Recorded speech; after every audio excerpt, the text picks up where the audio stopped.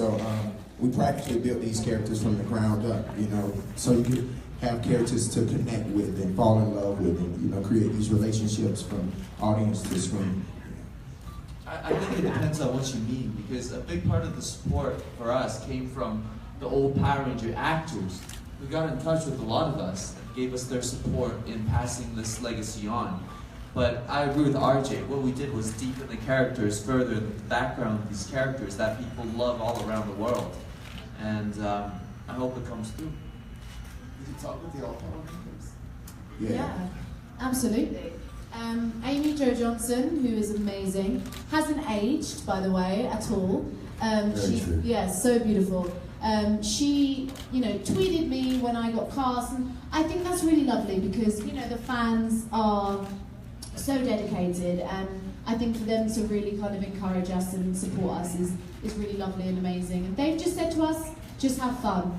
So that's what we're going to do. Yeah, I hang out with David Yost, you know, sometimes we have lunch, and he was the original Blue Ranger, and he's really cool because he always just talks about life, you know, and just motivating me to not let people, you know, get in my ear about certain stuff. You guys are the new age, so no one will respect you and type stuff, you know, all the stuff that we hear, and he knows because he watches, you know, and it's some stuff that I would try to, you know, address to him, like, hey, David, this happened. Oh, I already know. You know, just, you can't pay attention to the negative, it's always the positive. So it's like the old Ranger crew is still, you know, they always got our backs and, you know, just pushing us forward, you know. Oh, there is one thing I gotta say though. Personally, I drew a lot of inspiration from the fans that dressed up as Power Rangers, like emailing us the things that they make for themselves and how passionate they are. And a lot of them belong in Mexico, Latin America, Brazil, all those places. It was amazing. Yeah. What are you wearing today? Are you wearing something Power Ranger? Red. Hey, rojo. Oh! Me encanta.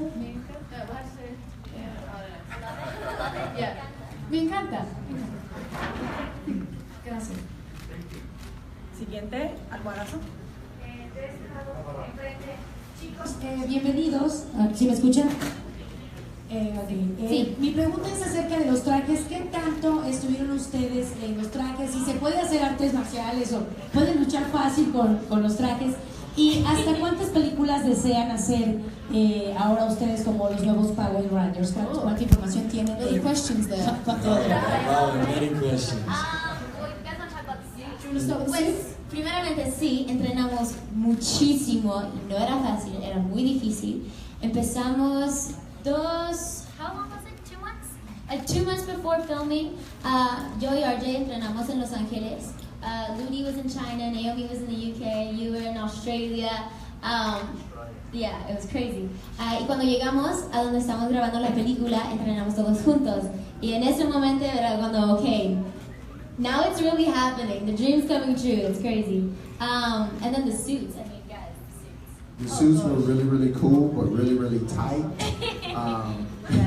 You can't take deep breaths all the time in these suits. You might either rip something or break a bone, but they were very, very cool to be in. I feel like Weta did a very good job in designing the suits to where it matched Dean, who was our director, his vision, and then also tried to make it as comfortable as possible for us. I mean, it was very tough to go to the toilet, el baño.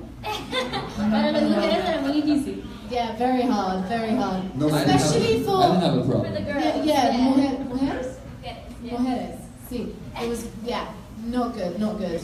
The boys, easy. Oh, no. They gave us a zipper, but that didn't help the girls, unfortunately. Just to answer the portion of your question as to further films or sequels, I think I can speak for all of us when I say that you've heard how much fun we had shooting the project, how close we are, how close we were to the director and the content, the suits, regardless if they retired. I think we're all very, very enthusiastic and we would love to be part of a sequel. Now, where that goes or when that happens is yet to be determined, but the positivity and the optimism and the love of this project is definitely there, and I know that for us, we'd love to put one together again for you and the rest of the planet. Thank you. And to answer the most important portion of your question, can we straddle in the suits? Was that a part? I tried to straddle in the suits. I think I was successful one time. Ludi, martial arts, he's good. Look at this, look at this! Straddling. Woo! Oh my god! Ow! No. No me gusta. I mean, guys, Ludi everyone. Next one, 15 a 20. There. Hello. Hi, good morning and welcome to Mexico. So I have two questions. First is, how do you relate to your characters? And second, what do you think teenagers can learn from your abilities and the things you do as a team? We should go down. Yeah, let's go down the line. Oh, How do you Lude's relate first. to the character? Well, Zach, he's kind of an outsider. I think a lot of teenagers feel that way from time to time. I think every teenager, actually, not just every teenager, every single person, in a way, feels like that from time to time. And I made Zach this character from my past experience as well, because I moved into a lot of places since childhood, and each time I have to make new friends or learn a new language or adapt to a new culture, I feel like I'm on the outside. And then when you're on the outside, you look at some people, you don't understand why they're teasing you or bullying you. You feel like they're very perfect. But in the end, like Zach, he seems like a very cool guy, but now that you guys have seen the movie, truthfully, he's dealing with some very serious problems himself. So for myself, I made Zach not to show the cool guys to know that, oh, you're very cool, I'm very cool, so we can relate.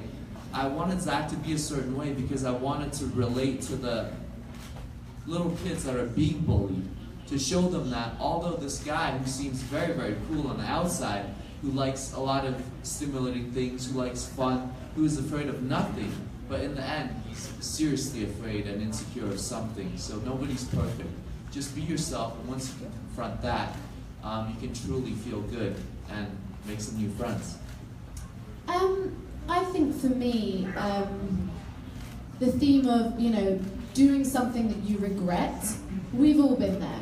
And for Kimberly, she obviously at the beginning of the movie, she does something she regrets. And I think that in school, especially for girls, right?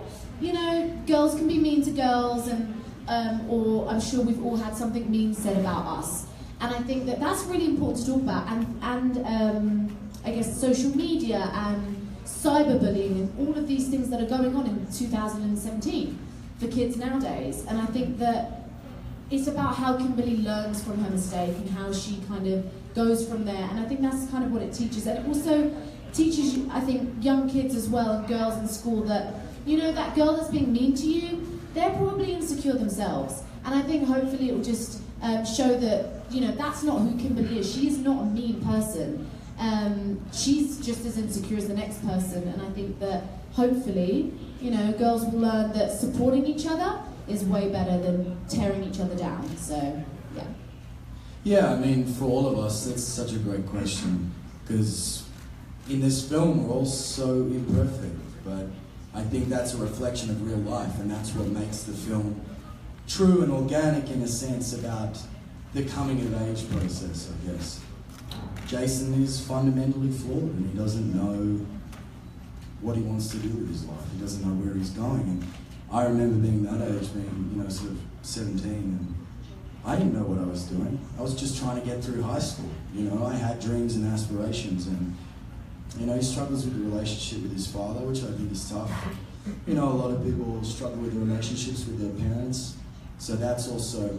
And then he's thrown in a situation where he needs to be leading a team of individuals that he doesn't know, and that's why I always talk about this publicly as an ensemble piece, because it isn't just about Jason, it's about how the five of us come together and help each other, but it's also how he can overcome being that reluctant leader of the group. So without going into too much detail, I think it's just interesting for all of us, because it's an expose on what it is becoming of age, that we're all about to go through, or we've all been through. And that's, it's quite it's touching to me, at least, to see that.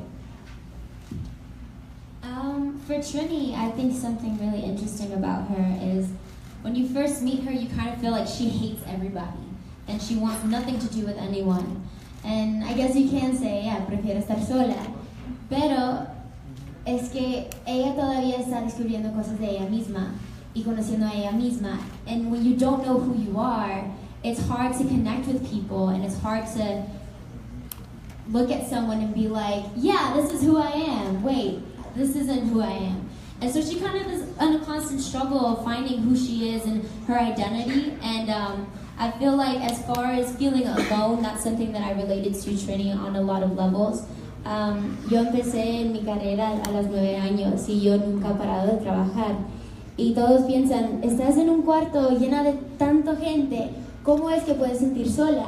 Y sí, porque la gente está mirando el show, están escuchando la música, están mirando la película, pero ellos no saben quién eres. They don't know who you are. They don't know how you're doing. And so that feeling of being alone felt very familiar, and that's how I kind of connected to Trini's character. I connected to Billy mostly because we're both the same person. No, I'm playing. No, I connected with Billy mostly because his wholeheartedness that comes through, and he's a very serious character, as you guys should know. But it's just like that goofiness and that wholeheartedness and that slight wittiness that comes with Billy came from deep places of RJ, you know. And then some of the back thoughts that makes Billy's story happened to me personally. So, you know, I'm really connected to this character to the point where it's like, I'm a lion and, you know, Billy's my cub, so don't touch my cub and type thing, you know. But it's really cool, and plus I feel like this movie really, it shows somebody, you know, for everybody, really, you know. And you can connect to somebody in this movie, whether it's a ranger or it's a, you know, a day player that was on the movie, or if it's one of our amazing, you know, like co-stars. It's somebody always that can relate to somebody in this movie, and that really feels good because it's like so much imperfection in just life in general, right? And this is the first superhero movie that I feel like shows that imperfection, you know? Not just the cliche imperfection. Oh, they don't have anyone. They're a lone ranger. They're so strong. Like, no, they're not strong. Calm down, okay? They need other people, you know? And that's something that I feel like is really cool about the Power Rangers, is that it shows that you need friends to do greatness. You know, we do, as human beings, single human beings, we're amazing, right? But together, we're untouchable, you know? We're unbreakable. And that's what I feel like this movie shows a lot.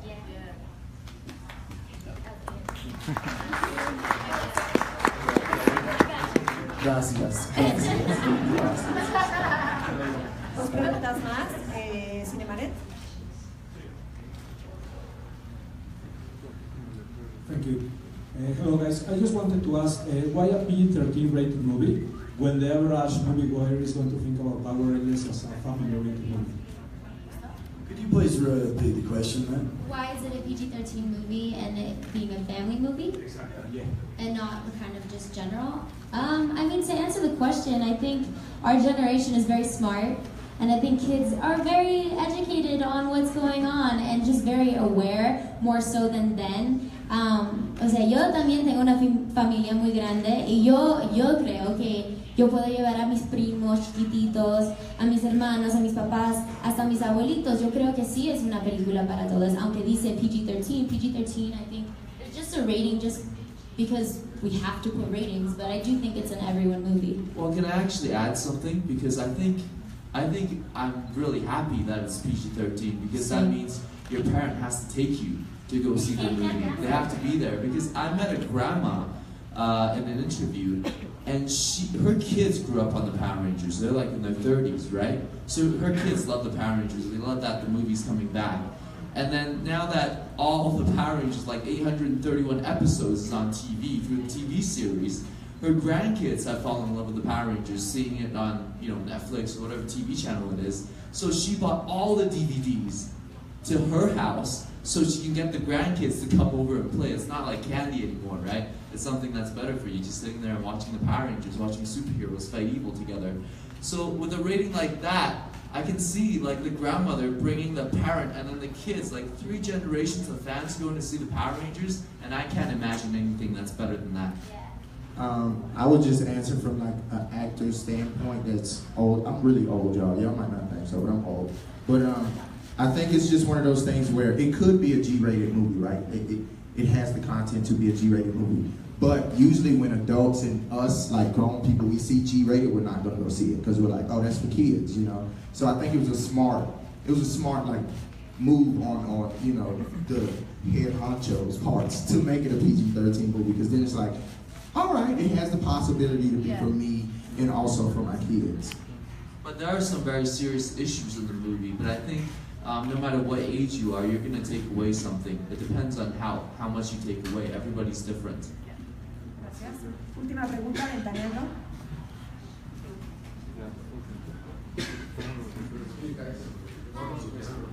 I got two questions. If you had a chance to reshoot one scene, which one would it be and why? And the other one, it's for Becky. Do you think that, crees abiertamente, te lo pregunto, que esta Trini es gay? La cosa es que ella también lo sabe, y yo creo que eso es algo muy real. I think when you're discovering who you are, there's a lot of different things that you go through, and Trini's always been on her own. She hasn't been able to have any relationships with anybody, let alone been able to call a place home, or comfortable enough to talk to her parents. So she's dealing with these issues by herself, so she hasn't even had time to figure these things out. So I would say she's confused. Maybe. Absolutely. Right, reshooting one scene. Oh, that's a difficult question. I mean, I'm gonna go with the scene where we jump across the chasm. That was amazing, because we were in harnesses and we had wires behind us, but we couldn't see the wires. So when we're running, like for the first time, it feels like we're about to just fly and jump and just go for it, which was really scary. But the sun was shining, and that was the closest to flying. Because if I had a superpower, guys, I would fly. So that was the closest to flying that I've ever come, and it was amazing. I could do that over and over again. I would say that's the one scene I would reshoot as well, not because of performance thing or like an issue or anything. I feel like just because it was so fun and so thrilling and scary, and it was like I actually feel like a superhero. Yeah. I think my favorite scene like that I would like to reshoot would probably be me getting blown up, right? It's only because I'm an adrenaline junkie, right? That's where me and Zach relate to each other. I love to be around things, you know, that scare me a little bit or test the human condition. And so that scene shooting, it definitely tested the human condition, because you got these big old sand cannons shooting in your face and then fireworks going off, and it's just like, all right, I'm indestructible, you know, but it's fun. Yeah. I don't think I have a response. Reshoot a scene. What scene? There was some really nice moments we had on set. Whoever asked the question, hey buddy. There was some really nice. We shot almost chronologically, right? So that the relationship that you see develop in the film, we were developing that repertoire over the 4.5 months that we shot. So by the time we get to the end of the film, and it's like the emotional scenes, and it's all crazy, you know, like people are dying and stuff's going on. That was really nice, because we'd like stand in a group and like grab each other's hands and like center ourselves and have a moment. And I don't know, it's kind of a whole journey, but yeah, it was good. And for me, on two ends, definitely the cliff jump scene. That would be the fun one to reshoot. That should just be like a ride in an amusement park, actually, so we can just redo that over and over. It's called Zip Line. It's called RJ's Zip Line. Nah, registered trademark. Mine will be born. And then the other scene I would like to reshoot, that didn't actually get put in the movie, I think. It was because it kind of screwed up, I think. on the last day of the shoot, I had the last scene. We're having a really long day. And then this is the last scene, one of the scenes in the Zords. We're hanging up in the Zord. I'm hanging about like 50 feet off the ground in this capsule, in the Zord capsule. And that was the last take, the last scene that we're gonna wrap this movie on. And just hanging up there, I knew that when the director says, our director Dean Israelite, when he says action and cut, that was gonna be the last time and then it was going to be over. We're going to wrap this movie up. And hanging from out there, I could see everybody that had participated on the crew, like about 200 people just looking at us, at me, shooting this one scene. And this scene is supposed to be the Zord going down and destroying finally, the final cut. I'm supposed to be celebrating. But looking at these people, I just knew that over 5 months of this shoot, every single person on this crew who had tons more experience than us had devoted 150% of their energy, of their time, of their spirit into this film. And at that time, when I was supposed to be celebrating, and Dean had said this before, he thought I was a man, but I just broke down crying. And I think at that moment it taught me what movie magic is, that so many people had devoted so much into this film. I just can't believe that doesn't convey across to the audience. And I think sometimes that's what movie magic is. So that, I would like to reshoot that scene because I screwed up. Muchas gracias. Vamos a hacer una foto final. We will make a photo without you. Gracias.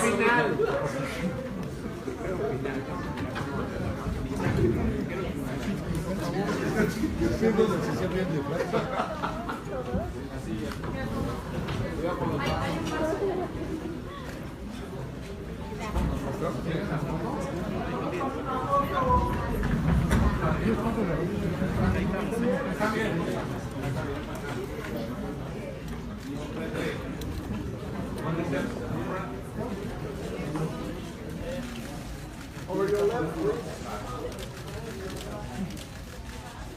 Center, please. Center, please.